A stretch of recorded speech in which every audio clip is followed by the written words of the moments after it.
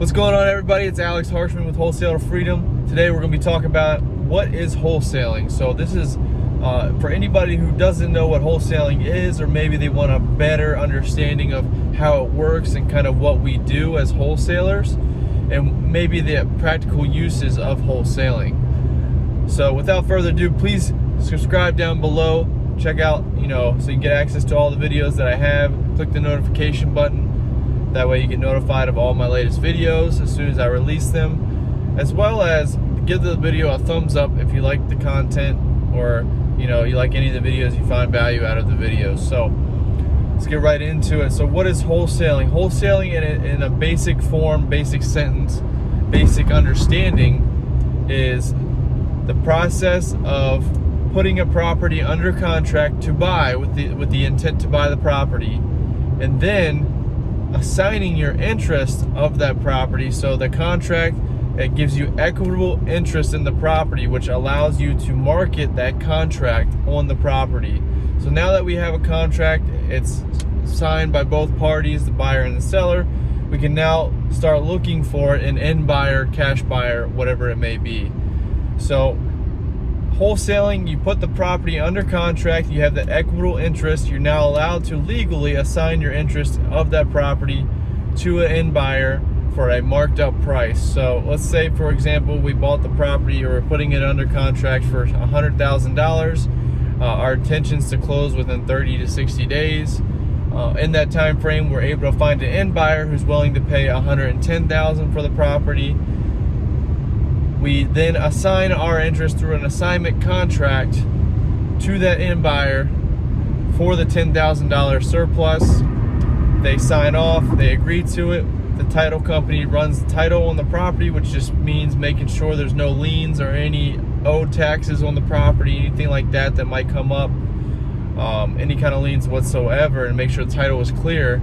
Once we have clear title, we proceed to closing. At that time, the end buyer will pay for the property, whether it be for cash or they're using a loan. So once the money's received, the funds are distributed to the agreed amount to the seller, and then any overage, so that $10,000 extra would be pocketed in our pockets, and we would get $10,000. So that, in a nutshell, is the basics of wholesaling, exactly what it is. You're putting the property under contract, you negotiate the seller down to a price that makes sense for you, and it's going to also make sense for your end buyer, and then they buy the property for a marked up price from you, and everybody wins because you get them a property that they didn't have to search for, and you make money off of finding it. So why would somebody want to wholesale a property, or just wholesale in general, or what are the practical uses of it? So for me, I look at it as it's a business setup, or a business strategy to simply be hands-off, right? So there's fix and flippers, there's rehabbers, there's buy and hold investors out there who specialize in doing those things. And it's not to say that they couldn't do other things, but maybe that's what they're focused on at the moment. I, for instance, have little experience in managing crews as far as contractors, things like that. Not that I couldn't learn it, but I just don't have any interest in doing that. So the time invested in a rehab, you have to spend on average 30 to 180 days on a property, so to rehab it on average, and you don't get paid until that property's rehabbed and sold. And in the meantime, you have to manage the rehab, the repairs. You got to check on your contractors, make sure they're doing everything they can, and yada yada yada. I'm sure there's systems and processes in place to do that, but I am more privy to doing things that are more hands-off. So I like to be able to make myself valuable by finding these properties, because these rehabbers, a lot of the times, they're busy doing their thing, so they depend on whether it be realtors, wholesalers, or just finding the properties on their own. And what we do as wholesalers is we specialize in finding the best deals off market. That way they don't go to the market and then they get very competitive and they compete against people who are going to pay top dollar. They keep wholesalers in their back pocket, so that way when they need a deal, they reach out to us. They know that all we do is market for these properties, and we give it to them on a silver platter. So that's what makes us valuable in the investing community. Now, what makes us valuable, and what's the purpose for the seller side, or why would somebody go with a wholesaler? A lot of the times the sellers, they don't know that we are wholesaling the property, not because we don't want them to know, but because they really don't care. They just want to get paid. So the reason a seller would go with somebody like us is because we are, providing a solution to their problem. Most of the time, these sellers are distressed, meaning their property's too far gone, they can't fix it up, they don't have enough money, and they just want to get out from under it and move to another location. Or maybe they're elderly and they can't live in a 2-story home anymore, so they want to go to a 1-story. They just want to sell it quickly.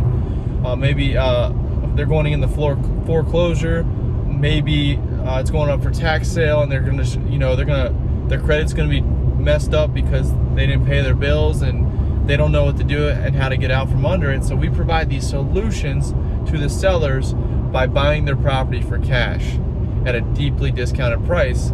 Most of the times because they just want to get away from the property, whether they inherited the property and they can't afford to take care of it, whatever it may be.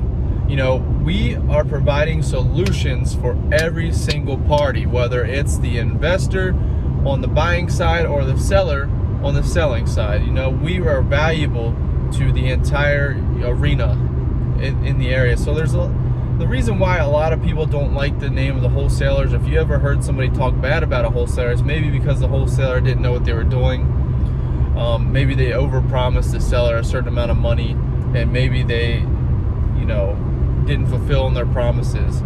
So it's important that you have the systems and strategies in place before you try to wholesale a property, because you could really ruin somebody's day. If you tell them, hey, you're going to go in the they know they're going to go in the foreclosure if they don't pay their bills, and you say, hey, no, we got you, don't worry, we're going to pay cash for it, and then you don't follow through with them because you can't find an end buyer because maybe you locked it up at too high of a price. So I know what your next question is how do you determine, what's a good price for the property? And I have a video on pulling comparable properties on my YouTube channel. I'll put it up here, a little bar up here or whatever. And you want to check that out. Basically, long story short, without going into detail, is you find the 3 most comparable properties in size, shape, bedroom, bathroom, square footage, garages. You want to try to find the ones that are very similar, if not exact, to the property you're looking at buying. And you want to see what they sold for in the last 6 to 12 months. And then you want to average those prices out, or those sale prices, to determine what the property is going to be worth once it's fixed up. And that's called ARV, or after repair value. And so that's what the end buyers are going to be looking for whenever they buy the property. So the rule of thumb is don't ever lock it up for more than 70% after repairs to sell to an end buyer, because chances are most buyers, they don't like to pay more than 70% to its max value after all the repairs are done. So people lock it up at 70%, not factoring in the repairs that the property may need, because condition is a big factor too. So it's important for you to determine what is the condition of the property whenever you're going to sell this to the end buyer, because what they're going to do is they're going to say, hey, what's this thing worth? And they're going to say, how many repairs does it need? So let's say the property's worth $100,000 after repair value, ARV. The property needs $20,000 to get it to market standards based off of what other properties look like in the area once they're sold or flipped. So now that we've determined that the property's worth $100,000 after repairs and it needs 20 grand worth of work, we know that the end buyer is not going to pay any more than $70,000 for this property because they want to make 30% return. And so in order for us to do our calculations, it's 70% times ARV minus repairs, and then on top of that we have to subtract our wholesale fee at the amount that we want to make. So whether it be $5,000 or $50,000. Let's just say, for example, on this one we want to make $10,000. The property's worth $100,000 after repair value, it needs 20 grand worth of work. We know that the buyer's not going to pay more than 70 grand if there was no repairs. So now we know there are repairs. We're going to do 70 minus 20, which is 50,000.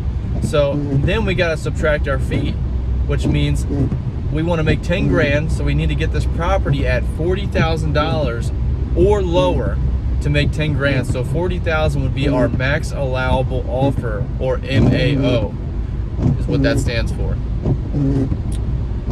So that's why we are valuable as wholesalers, because we negotiate these sellers down to an extremely low cost. I mean, this property is worth $100,000. It only needs $20,000 worth of repairs, but we're locking it up at 40 grand or lower.